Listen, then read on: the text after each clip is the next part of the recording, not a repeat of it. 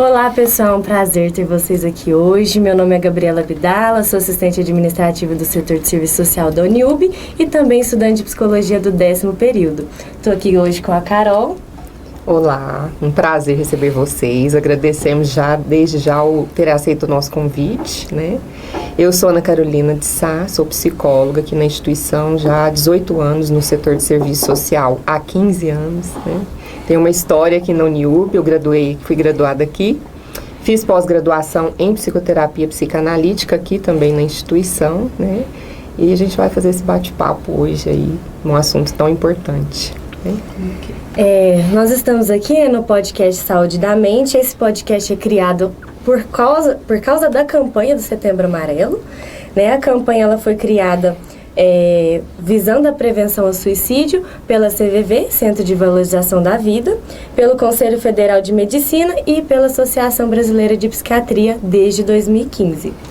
Por que o podcast tem o nome de Saúde da Mente? Porque a gente já tem um projeto criado, o nosso setor de serviço social com o SESMIT, a fim de acompanhar, dar acolhimento e encaminhar para aqueles colaboradores que entregam o atestado no SESMIT por questões emocionais. Além disso, a gente realiza o acolhimento e a escuta dos colaboradores com diversas demandas, com a demanda que eles vão apresentar no nosso setor. Nós temos o encaminhamento de psicoterapia no nosso próprio setor, na clínica de psicologia e pelo plano de saúde. Além disso, a gente também realiza o acompanhamento dos afastamentos previdenciários para aqueles colaboradores que apresentam atestado no SESMIT por mais de 15 dias. Certinho? Nós estamos aqui hoje com a professora Maria Regina Basílio. Ela é psicóloga clínica e organizacional, especialista em administração e desenvolvimento de RH, psicoterapia de grupo triádico, em administração hospitalar e em psicoterapia na abordagem humanista. Conferencista e ministrante de palestras shows, cantora profissional, compositora e escritora, proprietária da Psicomusic, Clínicas Integradas e do Centro de Sabedoria RB e docente do curso de Psicologia aqui da Universidade de Uberaba. É um prazer, Maria Regina. Igualmente, muito obrigada. Estamos também com o Sérgio, né, colega nosso de profissão também. Hoje estamos em 4 psicólogos, né? Quase 4, né? Quase 4, tá lá. O Sérgio é psicólogo clínico, neuropsicólogo, consultor e palestrante, especialista em gestão estratégica de pessoas, mestrando em saúde coletiva, docente do curso de psicologia aqui da instituição, coordenador da pós-graduação multiprofissional em saúde mental também da Uniub e gerente administrativo do Instituto Maria Modesto, né? Então, para a gente começar aqui nossa conversa, né, considerando esse tema tão complexo, né, a gente sabe que o suicídio é um tema que ainda apresenta muitos tabus, muitos preconceitos, né, e assim, até uma certa resistência em falar sobre esse assunto, né? As pessoas têm receio, têm medo de como que vai abordar, o que eu posso falar sobre isso, eu vou estimular alguma coisa nessa pessoa que já está com algum pensamento, né? Então, pensando em toda essa demanda, Maria Regina, o que a gente poderia, né, compreender melhor em relação ao tema para que a gente consiga ter ações mais assertivas sobre esse assunto e sobre esse ato até, né? Sim. Primeiro quero agradecer, né, pelo convite, é uma alegria estar aqui. Mas eu quero dizer para vocês que uma das coisas que eu sempre digo, que a melhor forma de você resolver uma questão é enfrentando ela, não fugindo dela. Então, este tema também precisa de enfrentamento, nós precisamos falar a respeito. Se ele tem sido para nós um inimigo, entre aspas, né, nós precisamos conhecê-lo. E é conhecendo que eu terei possibilidade de atitudes mais assertivas. Naturalmente, nenhum de nós gostaria que isso viesse a acontecer. E é exatamente por isso que nós precisamos enfrentar este tema, falar a respeito, conhecer. Somente assim teremos atitudes mais assertivas em relação a ele. Verdade. Sérgio, e assim, nesse sentido a gente sabe o quanto a psicologia tem o seu papel importante, né, nesse assunto, nesse contexto, né? Então, conta um pouquinho para nós sobre as práticas psicológicas que vão envolver tanto a prevenção quanto o tratamento. Sim. Né? Seguindo o raciocínio da professora Regina, eu começo agradecendo pela oportunidade, dando parabéns a vocês pela importância de se falar de algo que é tão sensível, mas que faz parte das nossas vidas e que nós precisamos tocar, né? Aquilo que a gente deixa de dizer não deixa de existir, como a professora disse bem. E a psicologia, enquanto ciência e profissão, tem como ferramenta de trabalho a escuta e a fala. Então, partindo da escuta, daquilo que produz o sofrimento, né, e daquilo que produz o adoecimento, nós podemos desenvolver estratégias de lida com isso. Sofrer é natural da nossa existência. Todos nós sofremos por diversas circunstâncias. A pandemia nos mostrou isso. Mas adoecer é evitável. Então, a psicologia, partindo do seu arsenal básico, que a escuta e a própria fala produz alívio do sofrimento, pode, em grande medida, enquanto uma ciência privilegiada, acolher o que é do humano, sem negar aquilo que é do humano, no sentido de trabalhar a promoção humana, o alívio da dor e a melhor versão de cada pessoa. A gente sabe que entre os jovens, atualmente, esses dados se tornam ainda mais preocupantes, né? Na faixa etária de 19 a 25 anos, o suicídio é a 4ª causa de morte que mais acontece no mundo. Isso é muito sério, né? Quais os fatores, Maria Regina, que interferem nessa estatística e o que podemos falar nesse podcast para os pais ou responsáveis que estiver nos escutando que não sabem o que fazer nessa situação? Na verdade, nós vivemos de crise, todos nós. Né? A gente tem a crise do nascimento, depois a crise dos 5 anos, a crise dos 10 anos. Autores diferentes, dividem em faixas diferentes, em faixas etárias diferentes. Alguns em quinquênios, setênios, né, biênios, mas veja bem, agora nós estamos falando de uma faixa específica, onde esse índice é maior, 15 a 29 anos. Nós estamos falando do auge da adolescência. A adolescência, dentro dos períodos do desenvolvimento humano, é um dos menores, mas mais intenso, onde acontece o maior número de mudanças. Estar adolescente no nosso universo hoje é mais difícil ainda. As cobranças sociais, as próprias cobranças, todas as mudanças que envolvem, né, a questão das tecnologias, esse avanço tecnológico.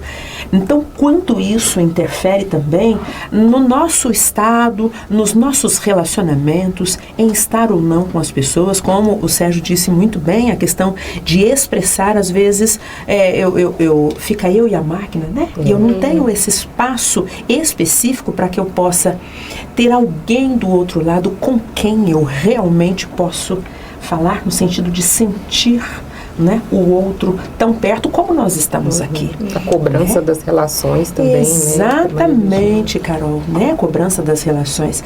E veja bem, as idades se sobrepõem, né? Por exemplo, adolescente, não é? Completou 18 anos, mudou tudo. Não, as idades se sobrepõem. Eu vou adquirindo características da próxima faixa etária. Legalmente, a adolescência vai até 18 anos e, para alguns efeitos, até 24 anos.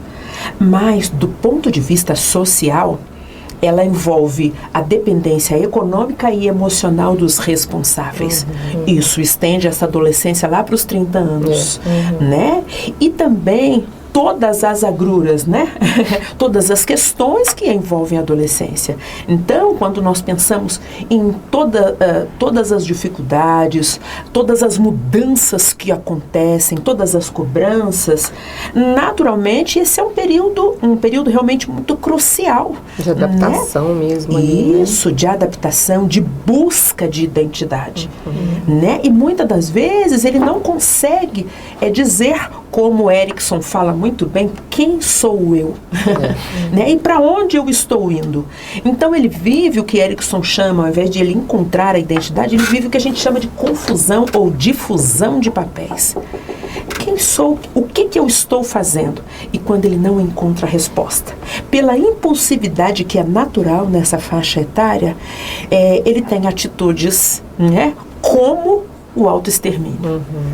Né? Estas são questões para a gente refletir e pensar. Em relação aos responsáveis, nós precisamos ficar alertas em relação a determinados comportamentos, como, por exemplo, silêncios prolongados, né? Uma reflexão em que não há diálogo. Né? Nós podemos pensar no isolamento, né?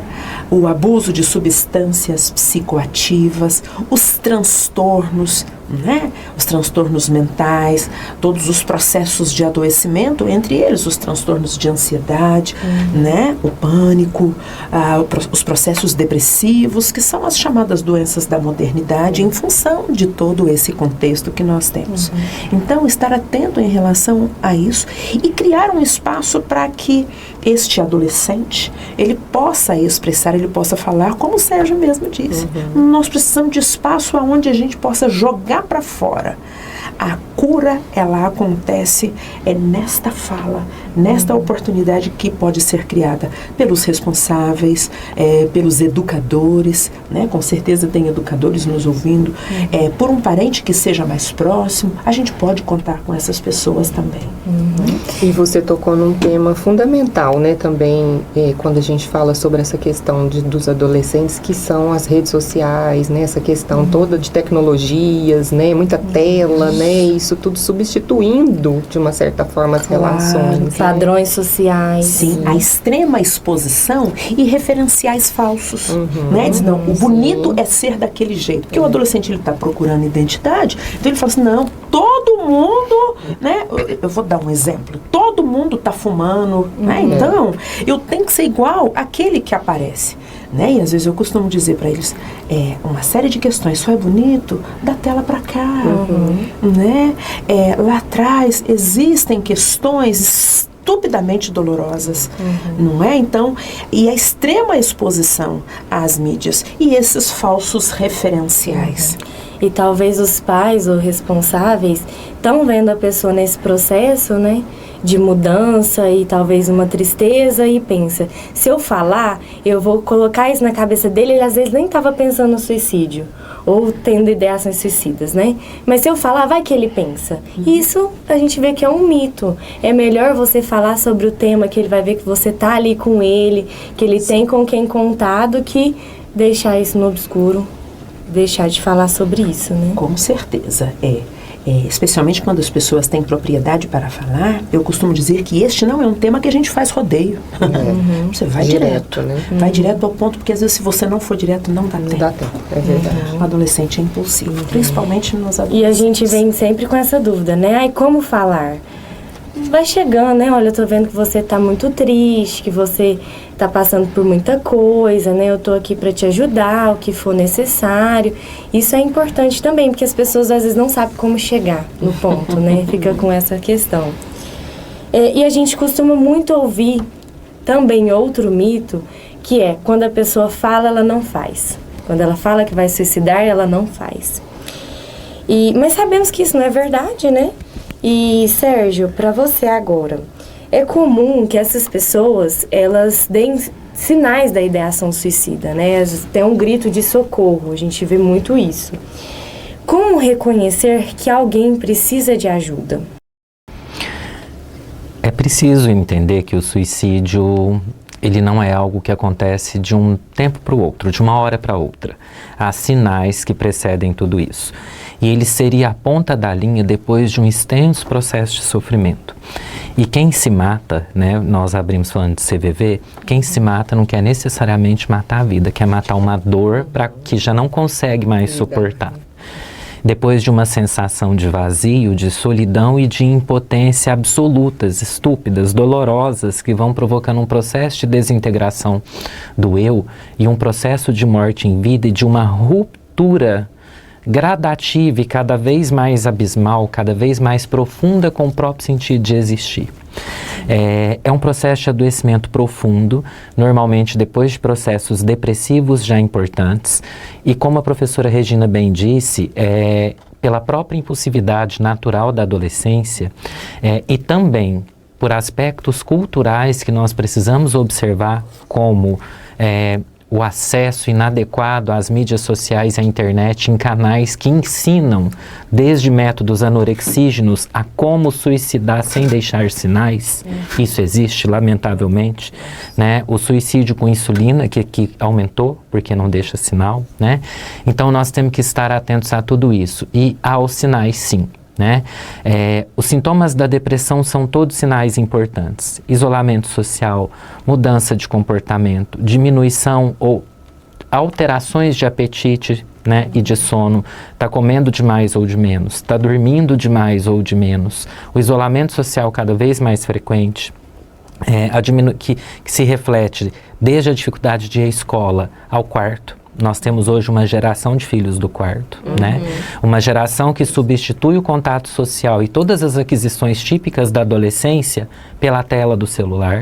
As relações interpessoais vão empobrecendo, elas tendem a ficar cada vez mais virtuais, como a Regina disse muito bem, num padrão que não é real, num padrão escravizante, que produz uma busca exacerbada e um vazio cada vez mais importante, porque a gradação desse padrão, ela é estúpida, ela é violenta. Você tem o prazer até conquistar, conquistou, quer conquistar de novo. Isso não tem fim. Sempre e como não tem fim, a sensação de cansaço e de vazio vai aumentando. Eu corro ansiosamente para adquirir, quando eu conseguir, eu estou cansado. Então, oscila-se entre ansiedade, astenia, esgotamento e depressão.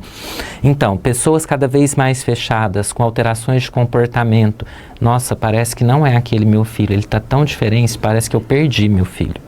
São sinais. Alterações de apetite, de sono, se ele passa a falar cada vez menos, a não se relacionar, tudo aquilo que vai saindo do padrão normal, prejuízos de forma geral na rotina, no rendimento escolar, na convivência familiar, são coisas para a gente observar e tratar disso. E dizer sempre para os nossos adolescentes, o contrário do amor não é o ódio, é a indiferença. E porque eu te amo, que eu me preocupo com você e gostaria de estar ao seu lado, né? Sofrer, a gente vai sofrer, mas se a gente tiver auxílio, fica menos difícil passar. Sim.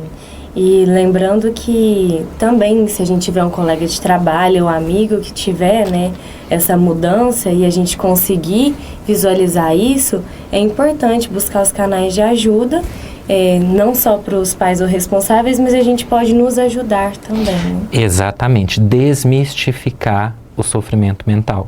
Nós já passamos dessa época em que, e aí os ditados populares mostram muito, né? Seja forte, você tem que ser forte, homem não chora, né? Graças a Deus isso está passando. Nós precisamos entender que isso faz parte da nossa vida, que sofrer não é fraqueza, que todos sofremos, que o importante é o acolhimento e o cuidado que a gente acessar, né? Então, a rede de apoio, os amigos, os familiares, os profissionais, é tudo extremamente importante, porque tira a pessoa desse lugar de solidão e de impotência. Eu não estou sozinho, a dor não é maior que eu, e a gente dizer isso para o outro, para ele se sentir acolhido num mundo onde a gente se sente tão sozinho, é fundamental. Principalmente no momento onde ele já não está enxergando solução, né? Exatamente. Você falou, né? Como se aquilo fosse definitivo e a única solução de fato fosse acabar com tudo. Sim, né? lembrar, esse processo que você está vivendo não começou de uma vez, não começou ontem. Assim como ele veio se construindo gradativamente, com várias questões da sua vida, com vários sofrimentos se acumulando e culminou e chegou nisso que você está me descrevendo, né? Essa parede foi erguida tijolo a tijolo, fato por fato, nós podemos retirá-la tijolo a tijolo, fato por fato, cuidando. Do mesmo jeito que foi construído, pode ser desconstruído, exatamente, com a ajuda especializada e com todos os recursos que hoje nós temos disponíveis. E igual hoje a gente tem uma cultura muito arraigada do não chora, eu tô aqui.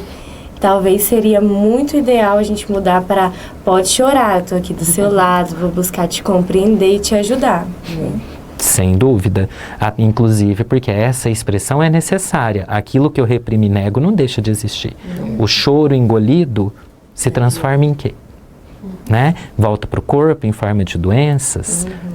Pode ser, aumenta essa angústia. O que é essa coisa que tanta gente descreve no peito que parece que roda e vai explodir? angústia, né? O que a gente deixa de tocar, aquilo que a gente diz. Não, outra hora a gente fala disso, esse assunto é muito difícil, bota numa gaveta, tranca e engole a chave. Não deixou de existir. Aquilo sulpita, né? Tá fermentando ali, né? Então chora. Eu sei que tá difícil para você, eu tô aqui para te ajudar, né? A gente tem muitas vezes, inclusive, situações que são necessárias, as depressões necessárias, né, professora? Exatamente. Que muitas vezes fazem parte de períodos críticos de crises que são travessia. E aí a gente diz, viva a sua crise, que daqui a pouco você vai tirar o S dela e vai virar crie. Crise é oportunidade criativa, é sinal de pedido de mudança. E a gente, me lembrei de Jung, né? Sim. Eu não sou o que me aconteceu, eu sou o que eu escolho me tornar. E se eu não estou dando conta sozinho, vou procurar quem possa me ajudar. E nisso vem o processo de amadurecimento. Exatamente, emocional, exatamente. Construção mesmo. A vida é uma construção eterna. Que legal. Outra questão, né, que a gente observa muito quando a gente começa a falar das campanhas, observar, né, a campanha fala muito de prevenção, né, Sim. prevenção ao suicídio, prevenção às doenças mentais, isso é muito importante, claro, mas é importante também quando a gente fala do suicídio, a gente falar na pós-venção, né, que seriam aquelas estratégias, né, aqueles cuidados voltados para a situação em si, tanto no caso do familiar ali que teve alguém, né, no seu meio que chegou a ter uma tentativa de suicídio ou comentou sobre as suas ideações voltadas para a morte, né? Então esse familiar precisa receber um acolhimento especial, né? E ao mesmo tempo também a própria pessoa que teve uma tentativa, né, ela vai precisar ter esse pós e depois, né? Porque a angústia também, culpa, né, vem uma série de questões emocionais, né, acerca desse tema. Então, assim, para a gente falar sobre isso, né, a gente queria agora que você trouxesse para nós sobre esses impactos emocionais, né, voltados para o período posterior ao tema, seja tentativa, seja ideação, Sim, né, luto, né, enfim, né, toda essa questão. Ter acontecido em algum momento não me dá garantia de que vai acontecer novamente. E todos nós gostaríamos de ter sabido um monte de coisa antes. Todos nós. Não é? E uma outra questão também importante, né, que quando emerge a culpa, que é muito comum, né, a gente diz assim, é importante a gente saber que naquele momento eu fiz o que eu consegui fazer. Estava ao alcance. O que eu dei conta de fazer. Certamente hoje faria diferente, porque os momentos na nossa vida são singulares. Né? Não é uma réplica do outro momento, não. Eles são singulares, eles são únicos. Né? Então é muito importante trabalhar esta culpa, né? E este planejamento novo de vida, estabelecer um novo projeto de vida, como isso faz a diferença na vida das pessoas. E essa compreensão, né? É a compreensão e a paciência que vence a rebeldia, que vence a culpa, que vence todo esse sentimento que emerge, né, nestas situações, nestas questões. Culpa fala de passado, nós precisamos falar de responsabilidade com esse futuro. Porque é para lá que nós estamos indo. Por mais terapeutas, por mais poderosos que sejamos, ninguém vai dar um passo atrás. Fala assim, não quero voltar naquele minuto, não vai dar. Né? Acho que é por isso que a gente diz, a vida não tem ensaio, é direto no palco. Senão a gente viveria voltando não também. É isso. Não iria pra Viveríamos frente. voltando, não é? Então, assim, já está gravando, não é? Já está gravando. Então, agora é olhar para frente, é para lá que nós estamos indo. Estabelecer um novo projeto de vida é uma estratégia interessantíssima, né? E não ficar olhando para trás e buscando, remoendo. Quem permanece na reclamação fica mais tempo no sofrimento, na queixa. Revive, né? Ele revive o tempo inteiro, então ele fica mais tempo no sofrimento. Embora ele seja um grande mestre. Mas é quando ele acontecer, não precisa trazê-lo. Não precisa puxar, né? Não precisa pegar com ele, né? Não precisa, né? É quando ele vier, né? E se ele vier, que a gente aprenda com ele, né? Porque às vezes a família fica se queixando, né? Será que eu fiz algo de errado? que será que eu poderia ter falado, mudado? E não se trata disso, né? E essa expressão, né? Onde foi que eu errei? Com certeza nós erramos muito, todos nós. Sim. Mas acertamos muito também. Sim, com certeza. Né? Quando os pais trazem a questão, onde foi que eu errei?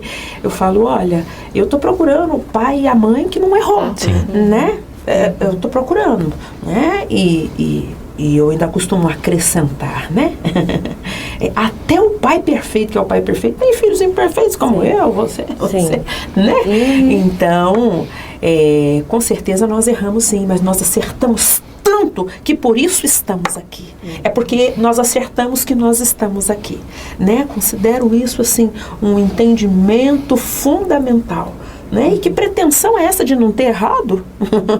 De acertar em tudo? Nem deuses, nem semideuses, mas pessoas, seres humanos. É mais leve a gente viver assim. Com certeza. Nós estamos falando muito, né, de psicologia, que é ótimo, mas também se trata de uma demanda psiquiátrica, né? E é imprescindível a gente saber a rede de acolhimento que a gente tem. Sérgio, a gente sabe que você tem, né, uma longa experiência nisso, então a gente gostaria que você falasse pra gente aonde procurar ajuda, os recursos socioassistenciais que a gente tem aqui no município, onde a gente possa procurar essa ajuda, tanto para ideações suicidas quanto para o ato em si. Ok. Bom, se a gente está pensando em se matar, a gente já está... Se nós fôssemos dimensionar esse sofrimento numa reta, o sofrimento seria o início dela. O adoecimento talvez o meio. Um pouquinho depois do meio, a gente falaria no pensamento de morte. Então a gente já precisaria pensar num atendimento, numa atenção especializada. Eu vou voltar um pouquinho na sua pergunta para dizer, está sofrendo, está sentindo que não dá conta sozinho? Procure a ajuda na unidade de saúde mais próxima da sua casa. Lá tem um psicólogo. Lá tem uma equipe para acolher.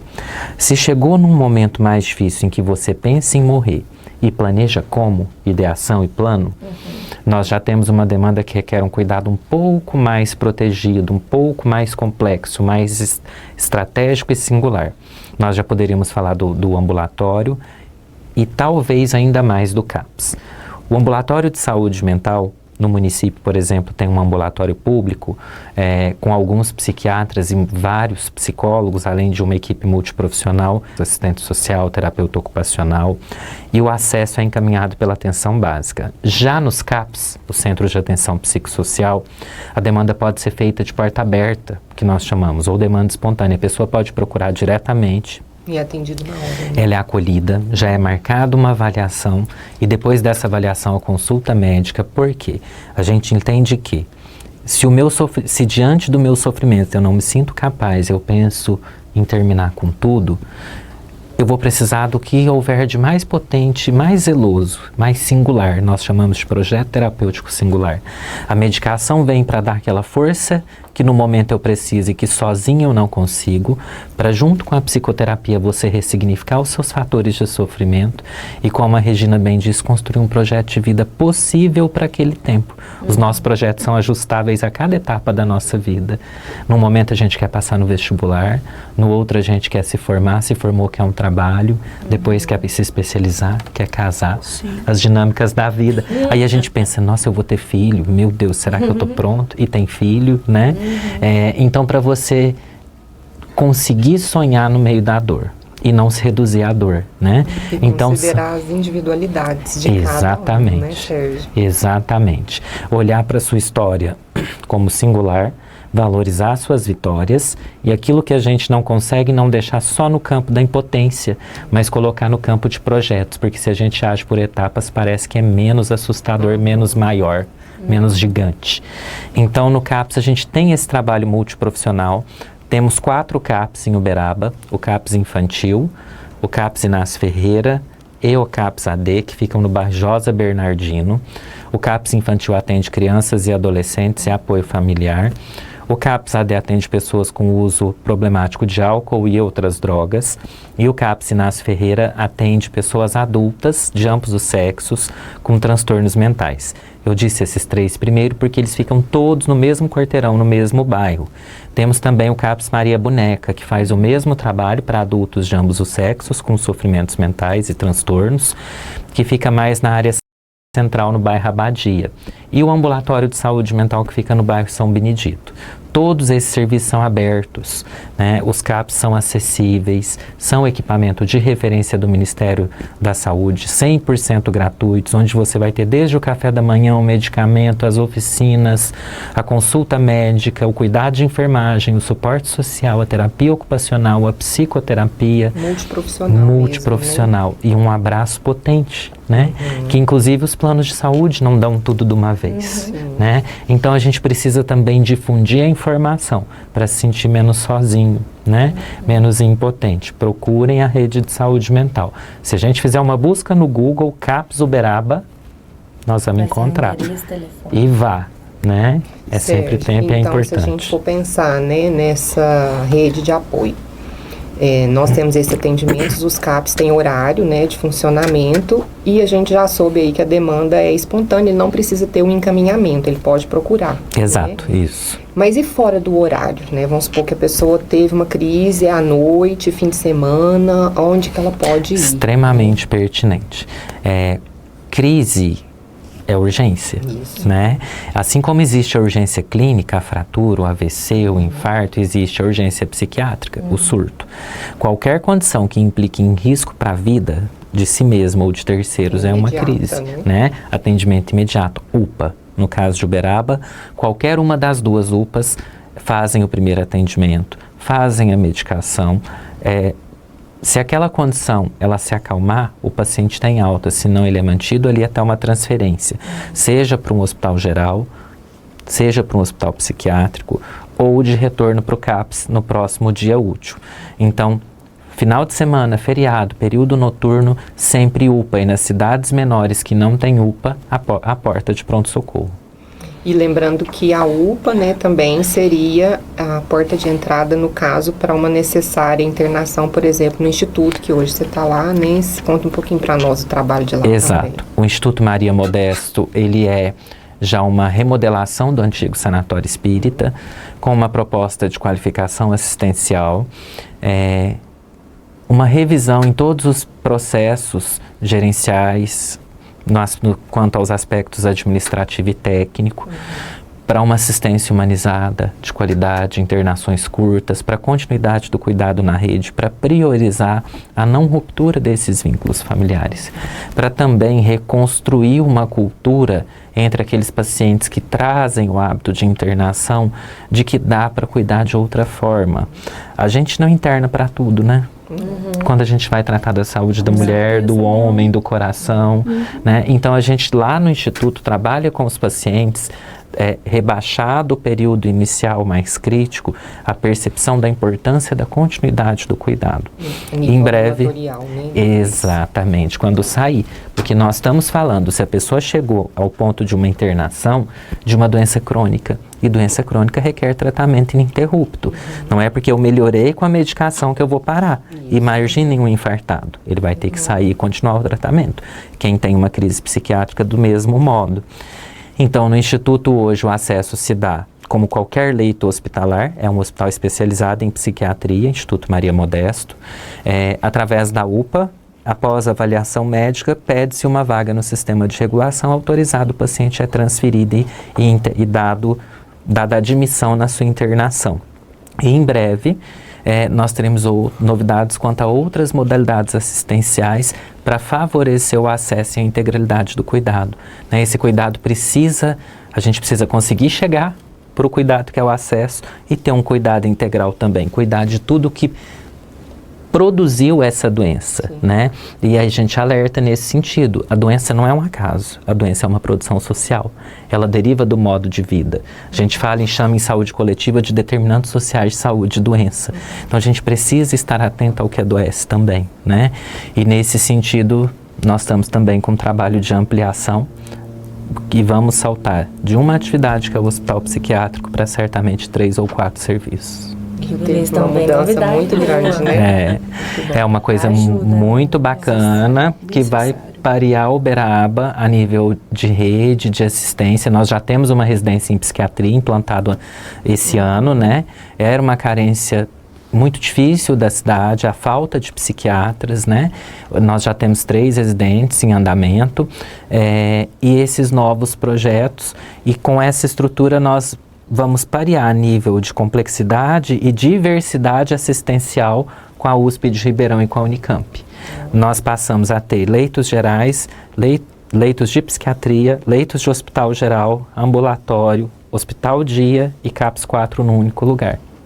Que estrutura Cresceu bastante mesmo, Rita. Vai ficar muito bonito. Bom, isso é muito importante para a pessoa, de fato, se sentir assistida nos momentos difíceis, né? Sim. Essas questões aí, realmente de crise, como você colocou. Com certeza. E falando em crise, né, a gente tem visto muito o aumento dos casos de ansiedade e depressão, né, aqui no Brasil, entre os trabalhadores, né? A gente que está no setor, a Gabi falou a respeito do nosso acompanhamento dos afastamentos por questões emocionais, né? Aqui também a gente verifica um aumento desses índices, né, de afastamento do trabalho por essas questões, principalmente ansiedade e depressão, né? Então, assim, considerando, né, Maria Regina, a sua experiência com a música, né, a arte, né, a gente queria que você contasse um pouquinho para nós como que a musicoterapia e outras práticas psicológicas também, né, podem contribuir com essas demandas, né, e trazer de volta aí esse bem-estar, né, físico, emocional, né, das pessoas. Sim. A orientação primeira que a gente faz é sempre busque ajuda especializada. A gente não tem que dar conta de tudo sozinho, né? Que pretensão é essa de dar conta de tudo? E é uma cobrança muito comum, né? Muito das comum, pessoas. né? E a gente precisa dar conta de não dar conta de tudo. Então, eu declino para ajuda. Precisa ter essa humildade, né? Agora, é claro, nas situações, você trouxe de maneira mais específica a questão da ansiedade, né? Nós já falamos, uma das doenças da modernidade, para muitos autores, comparada com a angústia, que é um medo irracional pela impressão de perigo, eu acho que vai acontecer alguma coisa e eu estou lá na frente, né? Uma das orientações mais imediatas que a gente dá para as pessoas e que a gente pode deixar como uma orientação para quem vivencia isso até que você esteja, né, efetivamente em uma ajuda especializada, é chamar sua amiga respiração. Chama ela, né? Ela está com você desde quando você nasceu, vai estar com você até o último momento da sua vida. E não custa nada. E não custa nada. Esta é realmente uma amiga, chama ela. A respiração nos coloca no eixo de novo. Olha, o ansioso quase sempre está aqui. A respiração, ela me traz novamente para o eixo, né? Então é muito importante. Nós estamos dizendo de uma ação mais imediata. E decida acreditar. Né? E acreditar, inclusive, que aquilo vai passar. Né? As situações, elas não duram para sempre. Né? Então, decida acreditar em você, no que você decidiu acreditar, que vai além do ser humano, né? Cada um dentro da sua decisão, né? Mas decida acreditar e que esse momento ele vai passar. Esta é uma questão. Agora, a utilização da música é muito interessante, né?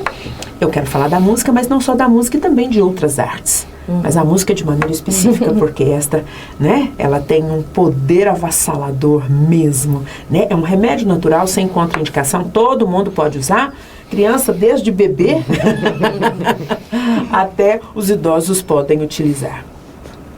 A música trabalha vários aspectos, né? Nós estaríamos aqui horas falando a fio a esse respeito, mas eu quero trazer aqui de maneira mais específica. A música trabalha a respiração, não dá pra gente cantar sem respirar, né? Você cantar, ouviram do Ipiranga as margens plácidas, né? Ouviram do Ipiranga as margens plácidas. Pausa. De um povo heróico, brado retumbante. Respira de novo, né? Então ela trabalha a respiração, ela trabalha a memória, ela trabalha a concentração, não é? Ela trabalha a atenção, a organização de ideias. Então, veja bem, a colocação das palavras. Então, ela nos desfoca da dor e do sofrimento, né, para que eu possa jogar esta atenção também, né, em uma melodia, né? Então me faz e me leva a momentos muito primitivos, porque nós fomos formados em meio ao som. Quando nós estávamos na barriga da nossa mãe, todos os barulhos aconteciam. E quando nós temos uma gestante de dias de gestação, olha que interessante, você não vai ver um braço, uma perna, mas você vai ter um som ali, né? E um som potente, né? Então o coração está ali, né? E neste sentido, eu tenho uma música em um dos nossos CDs que ele diz assim: som bonito está na palma da minha mão, o bom batuque está no tum-tum do coração. Nome chique é Maria e João. A tranquilidade está no fazer uma oração, né? Trazendo aí algumas questões que já estão em você, né? Então, gesticule, projete na música, na dança, na pintura, na arte em geral, nos trabalhos artesanais. Todas são formas projetivas, onde você joga ali as suas emoções, onde você projeta os seus sentimentos, né? Então, a música também, né? Cantar muda o clima interno e externo. Olha que coisa potente. E a música, ela nos sustenta tanto que se você for na academia, você vai fazer 1 hora de academia. Sem música você não faz 10 minutos. É verdade. Né? E a gente já pensou a vida sem som? Né? E uma festa sem música? Nossa. Né? Não tem graça, né? Não tem graça. Quando nós estamos falando de musicoterapia, nós estamos falando de som e não necessariamente de música, né? Então a gente pode colocar a música aí à vontade, ela trabalha as dores musculares, né? Olha quanta coisa, né? Ela abre canal de comunicação, a música tem um poder na nossa vida. E neste sentido, claro, se reduz a angústia, né? Ela trata também, né? Nós não estamos falando de cura, ela trata também os estados de ansiedade. Legal. Nossa. Canta uma música pra nós. Isso não estava previsto, não, né?